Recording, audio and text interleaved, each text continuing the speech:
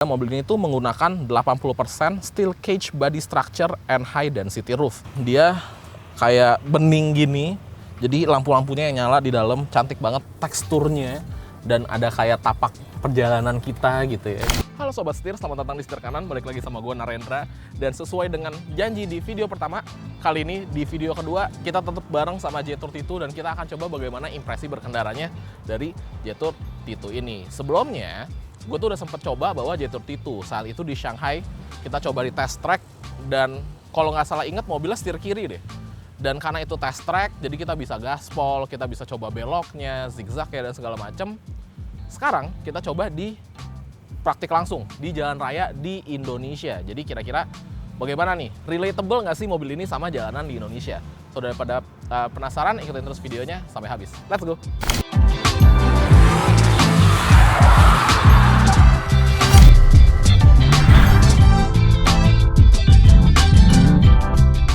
Oke Sobat Setir, sekarang saatnya kita coba bagaimana impresi berkendara dari Jetour T2. Gue cukup penasaran sama rasa berkendara dari Jetour T2 di jalanan Indonesia. Nah, pertama yang mau gue bahas adalah dari posisi berkendaranya dulu nih Sobat Setir. Jadi untuk posisi berkendaranya sesuai ekspektasi bahwa Jetour T2 ini memiliki posisi berkendara yang cukup SUV feels banget gitu. Kayak dia tuh tinggi, terus pundak kita tuh di atas garis kaca, jadi emang commanding gitu ya. Dan juga kap mesin yang tinggi itu juga menjadi ciri khasnya dari sebuah SUV.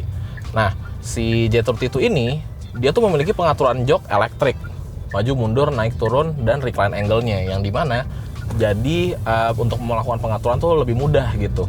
Dan dia juga sudah memiliki memory seat, yang dimana itu nice banget gitu ya, karena nggak banyak tuh mobil dengan jok elektrik yang punya memory seat.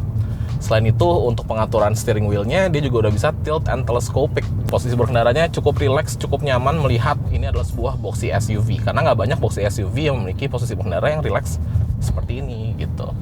Ngebahas mengenai blind spot, menurut gue mobil ini memiliki kaca spion yang ukurannya cukup besar di bagian kanan dan di bagian kiri. Jadi untuk ngeliat kanan kiri itu kita nggak perlu khawatir. Dia juga sudah terbantu oleh sistem blind spot monitoring system. Jadi kita bisa lebih sure lagi apakah ada kendaraan di bagian blind spot atau enggak. Kalau ngeliat kiri dan kanan ini sebenarnya nggak begitu sulit, tapi memang karena dashboardnya tinggi dan kap mesinnya juga tinggi, itu emang ciri khasnya sebuah SUV, jadi itu cukup tricky ya. Paling ada satu hal yang gue notice dan menurut gue ini cukup sedikit mengganggu, yaitu si ban serep yang ada di bagian belakang.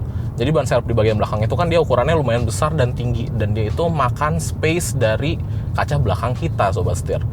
Karenanya kita kalau mau ngeliat ke belakang tuh rada lumayan sempit gitu angle penglihatannya, terutama di bagian tengah, karena kan kacanya kayak goggles penyelam gitu ya. Bagian kanan dan bagian kiri itu dia cukup besar ukurannya gitu. Kalau ngebahas kekedapan kabin, mobil ini itu memiliki kekedapan kabin yang menurut gue cukup oke. Road noise sedikit kedengeran masuk ke dalam, tapi ya mobil ini kan pakai ban AT gitu ya, jadi kayaknya kalau road noise gitu sih masuk dan ya udah gitu, masih tolerable lah buat gue. Di luar itu, mobil ini juga memiliki audio yang cukup premium dari Sony dan suaranya itu enak. Jadi sambil nyetir kayak gini sambil denger lagu sih sebenarnya kita udah merasa terkunci dari dunia dan kebisingan yang ada di bagian luar gitu. Jadi itu cukup oke menurut gue. Nah, ngebahas karakter bantingannya, mobil ini memang nggak bisa dibilang punya karakter bantingan yang empuk gitu. Mobil ini cukup sedikit keras menurut gue, cukup kaku juga, yang dimana itu akhirnya dua sisi ya. Sebuah mobil SUV kaku tuh rasanya kayak rada kurang pas gitu. Ekspektasinya SUV itu kan dia flex kan, sasisnya nggak begitu kaku gitu. Jadi untuk kita pakai off-road itu akan jadi lebih enak lagi rasanya. Tapi kalau ngebahas mengenai off-roadnya, pada kali ini kita akan nyoba off-road karena kayak udah banyak yang nyoba Jetour T2 untuk off-road ya, dan hampir semua orang bilang tuh capable banget. Sistem X-wheel drive-nya atau XWD-nya itu smart banget, intuitif juga, dan ya itu easy to operate gitu. Mungkin kalau mau cari yang off-road bisa ke channelnya Bang JJ izin, karena beliau lebih senior untuk urusan per off-roadan. Jadi kita lebih ke gimana sih rasa berkendara di jalan rayanya gitu. Kalau ngebahas mengenai handling, gue udah sempet coba handlingnya dari mobil ini. Mobil ini itu memiliki karakter yang menurut gue SUV banget. Dia tuh tinggi. Kemudian kalau bahas mengenai limbungnya ya, ada limbung-limbungnya sedikit gitu ya. Tapi balik lagi sih, siapa sih yang pakai mobil Jetour T2 untuk kebut-kebutan di jalan atau di sirkuit gitu kan? Kayaknya enggak ya, karena emang mobil ini kan fokusnya untuk off-road gitu. Dan fokusnya untuk travel. Nah, ini berasa lumayan tumpeh-tumpeh. Tapi ya, masih controllable. Itu yang paling penting, karena kita nggak bisa ngelawan yang namanya limbung gitu ya, itu susah. Tapi yang penting mobilnya bisa dikontrol, mobilnya nggak liar. Itu yang paling penting buat gue. Setir kanan dengan 50 outlet mobil bekas. Jaringannya luas. Setir kanan. Nah, berlanjut lagi ngebahas mengenai performanya. Ya, mobil ini itu menggunakan mesin 2000 cc 4 silinder TGDI dengan output tenaga sebesar 245 PS dan torsi sebesar 375 Nm.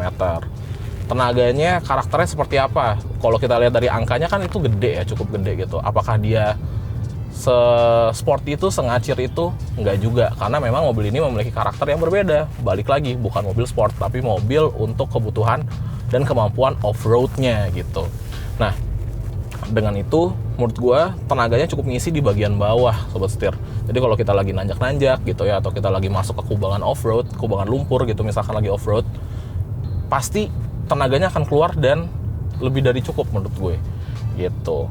Nah, di luar itu juga mobil ini itu memiliki beberapa driving mode, bahkan bisa dibilang banyak sebenarnya driving mode-nya. Kita mulai dari Eco, kemudian kalau kita geser lagi kita pindah ke normal, kita pindah ke sport, kemudian dia ada snow juga, dia ada mud, dia juga punya mode sand, dia punya mode rock, dan yang terakhir dia punya X mode. Nah, X mode ini mobil bisa nge-adjust sesuai dengan kebutuhan kita nih, kira-kira di situasi kita butuhnya mode apa gitu. Itu menurut gue cukup smart, dan ya itu adalah the modern off-roader sih menurut gue. Teknologi itu sangat-sangat ngebantu gitu. Nah, bahas masalah tenaganya tadi, sekarang kita coba pakai mode sportnya. Kita nggak kebut-kebutan, kita narik dikit aja, kira-kira bagaimana impresinya. Oke, sekarang kita sudah ada di daerah yang cukup sepi, dan sekarang gue mau coba gas mobilnya.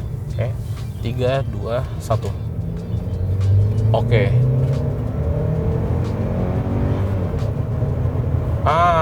Oke. Jadi balik lagi sesuai dengan poin yang tadi gue udah sampaikan, nggak yang meledak-meledak tenaganya. Ketika turbonya udah mulai spooling tuh mulai terhantarkan ke depan gitu ya. Dan yang gue notice adalah dia punya perpindahan gigi yang cukup cepat. Nah, perpindahan gigi yang cukup cepat ini karena memang mobil ini itu menggunakan transmisi dual clutch. Dual clutch itu menurut gue ada dua sisi nih sobat setir. Mungkin untuk keadaan traffic di jalanan yang sepi, jalanan yang nggak stop and go gitu ya, dual clutch itu enak banget karena perpindahan giginya tuh terasa lebih instan, lebih cepat. Namun dual clutch ada sisi nggak enaknya, yaitu ketika kita lagi stop and go dan macet-macetan. Jadi menurut gua dari transmisi yang digunakan di Jetour T2 ini kurang lebih jadi kebayang gitu gimana kira-kira rasa berkendaranya si Jetour T2 ini. Dan mobil ini menggunakan dual clutch dari Magna, dia tuh wet clutch. Jadi seharusnya secara perawatan dan durabilitas itu lebih baik dibandingkan yang dry clutch. Tapi gimana menurut kalian? Tulis pendapat kalian di kolom komentar di bawah. Dan yang terakhir, mobil ini juga punya adaptive cruise control. Jadi dia udah punya ADAS gitu ya. Cukup ngebantu ketika kita akan berkendara di luar kota, terutama di jalan tol dan lain-lain. Mengingat ini adalah sebuah Jetour. Jetour memiliki fokus yaitu travel plus, mobil yang bisa menemani kita untuk lifestyle travel kita. Mau camping, mau piknik, mau overlanding, semua bisa naik Jetour T2. Dan yang terakhir, mobil ini itu kuat banget. Jadi dia punya sasis tuh tebel-tebel, kuat-kuat, makanya mungkin ya dia sedikit terasa kaku gitu. Karena memang mobilnya didesain untuk menjadi sebuah mobil yang kokoh dan kuat. Gitu sobat setir.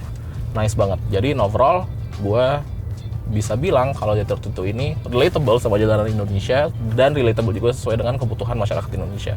Dan gue suka. Wah, nice.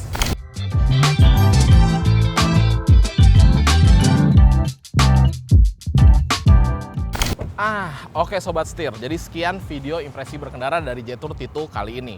Bisa dibilang yang gue rasain di Shanghai ketika pertama kali mobil ini diperkenalkan hingga sekarang di jalanan Indonesia kurang lebih semua kenikmatannya ngikut Sobat Setir, alias masih sama gitu ya. Dan juga bisa dibilang cukup relatable dengan keadaan atau situasi jalanan di Indonesia. Oke, kalau gitu jangan lupa untuk klik like, komen, dan subscribe, serta follow TikTok dan Instagram kami di @setirkanan_official. Untuk kalian yang lagi cari mobil bekas harga cerdas atau cari berita terkini mengenai dunia otomotif, bisa mampir ke website kami di www.setirkanan.co.id. Gua Narendra, sampai ketemu lagi di video selanjutnya. Salam Setir Kanan.